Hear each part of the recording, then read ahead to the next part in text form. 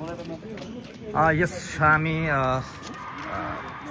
कर्णाली प्रदेशको सुर्खेत वीरेन्द्रनगरमा हामी आएको छौँ। स्टेडियम हामी हेर्न सक्छौँ। यस स्टेडियममा हाम्रो प्रवेश रहेको छ। हामी यहाँ प्रवेश गरिसकेका छौँ। जहाँ 10औं राष्ट्रिय खेलकुदको लागि तय भएको स्टेडियम थियो। केही टेक्निकल प्रब्लमले गर्दा, केही इस्युजहरूले गर्दा उक्त मङ्सिरमा भनिएको कार्यक्रम जेठमा छ र जेठमा भनिएको कार्यक्रम फेरि अब कहिले सर्यो, कहिले टुङ्गो त लागेको छैन, तर स्थगित भएको छ। पोस्टपोन भएको छ त्यो इभेन्ट 10औं राष्ट्रिय खेलकुदको लागि। यहाँ हेर्न सकिन्छ, it's very beautiful, such a beautiful stadium. एकदमै राम्रो देख्न सकिन्छ। यहाँ फेरि विशेषता के छ भने एकदम सौन्दर्य यहाँ रहेको छ। फेरि छेउमा हामी देख्छ त झन्डा भएको छैन, त्यो परको झन्डा भएको एरियामा चाहिँ क्रिकेटको ग्राउन्ड रहेको छ, जहाँ अहिले under 16 men's national cricket tournament सञ्चालन भइरहेको छ। ग्राउन्ड नम्बर 2 रहेछ, त्यो ग्राउन्ड नम्बर 1 चाहिँ पछाडि छ। कबडल, दिस इज द कबडल, वी क्यान सी द कबडल। गजबको रहेको छ स्टेडियम। यहाँबाट एकचोटि हामी भ्यू एरियाबाट भ्यू हेरौँ। ल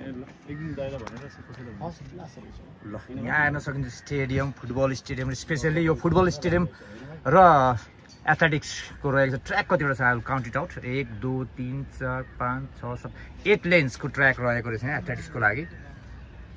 स्टिपल चेसको लागि पनि हामी त्यहाँ देख्न सक्छौँ। बारहरू रहेको छ, football post. Capacity I really don't know about the capacity, कतिको क्यापासिटी रहेको छ भनेको त मलाई थाहा भएन। हामी बाहिरबाट हेरिरहेछौँ, गेट लागेको अवस्था छ।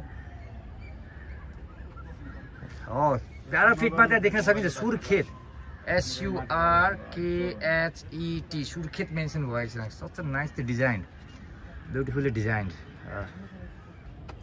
ट्र्याक निकै राम्रो ट्र्याक बनिएको छ। जब एथलेटिक्सको ट्र्याक देख्छु मलाई मेरो अतीत याद आउँछ। म पनि कुनै बेला एथलेटिक्सको गेम खेल्थेँ, लङ जम्प र 400 मिटर स्प्रिन्टको मेरो इभेन्ट रहेको थियो। राम्रो छ ट्र्याक। टाटन ट्र्याक, इज दिस टाटन ट्र्याक? मलाई अब त्यहाँ पुगेर मात्रै थाहा हुन्छ, मैले देख्न सकिनँ टाटन ट्र्याक हो या होइन, आयो त्यो चाहिँ मलाई थाहा भएन। यहाँ पारापिटहरू देख्न सकिन्छ, पारापेट। सचिवालय अफिसहरू रहेछ है, राम्रो छ, नाइस वान। ठिक छ, छिटै 10औं राष्ट्रिय खेलकुद यहाँ सञ्चालन होस्। होपफुली सायद लकले साथ दियो भने पक्कै पनि यहाँ 10औं राष्ट्रिय खेलकुदको लागि आउने नै छु म।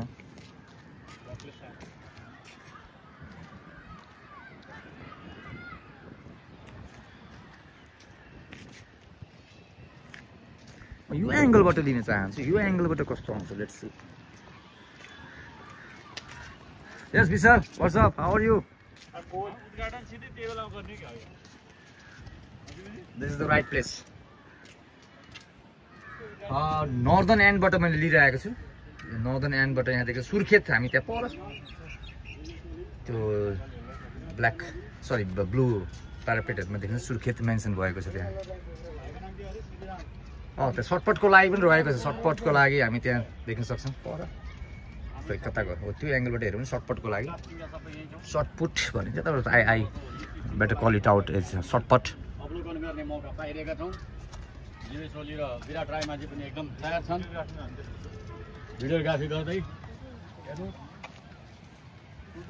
हामी बसेको चाहिँ होटल त्यही हो, त्यो ब्लू 1 2 3 4 5 तलाको बिल्डिङ छ। हामी त्यही बसिरहेका छौँ अहिले। क्रिकेट टुर्नामेन्ट यहाँ भइरहेको छ हाम्रो यो सचिवालय पछाडि। यता अर्को राम्रो दृश्य हामी इज द्याट कबडल, त्यो प्र्याक्टिसको लागि हो। यो पक्कै क्रिकेट नेट्स बनाएको होला सायद, यहाँ क्रिकेट प्र्याक्टिसको लागि। पक्कै यो क्रिकेट प्र्याक्टिसको लागि नेट्स बनाएको, राइट? क्रिकेटको लागि बनाउँदै गर्ने क्रममा रहेछ। 1 2 3टा द्याट हो, 3टा नेट्स तयार पारिएको छ। यता हेरौँ, यता के छ? अब यता पनि अर्को पनि हामी हेरौँ। यहाँबाट हामी देख्न सक्छौँ कर्णाली स्टेडियम सुर्खेत। घामबाट पनि बाँच्न सकिन्छ। यहाँ माथि रुफ हालिएको छ। यो खालको स्टेडियम हरेक जिल्लामा भए त बेटर हुन्थ्यो, बेस्ट नै हुन्थ्यो। तर एटलिस्ट प्रोभिन्समा चाहिँ यो खालको यतिको स्टेडियम भयो भने चाहिँ 7वटा प्रदेशमा भयो भने चाहिँ एकदमै बेस्ट हुन्थ्यो खेलाडीहरूको लागि प्रोडक्सन। फुटबल यतिको मैदान भए त धेरै राम्रो हो नि त। यहाँ ट्र्याक देख्न सकिन्छ। यहाँ हेर्नुहोस् 1 2 3 4 5 6 7 8 8 लाइन्स टोटल।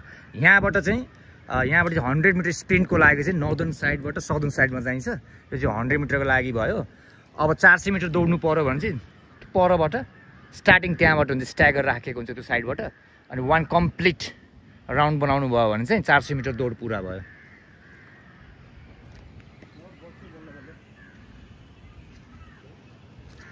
यो चाहिँ हाम्रो उसको लागि लङ जम्प। यहाँ पनि हेर्नुहोस् कस्तो राम्ररी बनाएको छ क्या। त्यो चाहिँ लङ जम्प र होपफुली त triple jump is that. Yes, long jump र ट्रिपल जम्पको लागि त्यो रनवे बनाइएको छ। स्यान्ड पिट रनवे। पक्का पनि मेरो बुवाले यो भिडियो हेर्नु भने एकदम अवलोकन गर्नु नै हुनेछ, किनभने मेरो बुवा पहिले रूपप्रसाद ओली भनौँ, उहाँ चाहिँ एथलेटिक्सको वरिष्ठ प्रशिक्षक पनि हुनुभएको थियो। मैले चाहिँ मेरो भाइको मोबाइलबाट यो भिडियो क्लिप्स दिइरहेको छु, किनभने मेरो भाइ विशालको निकै राम्रो आउँछ। विशाललाई मैले एकदम थ्याङ्क यू भन्नै पर्ने हुन्छ।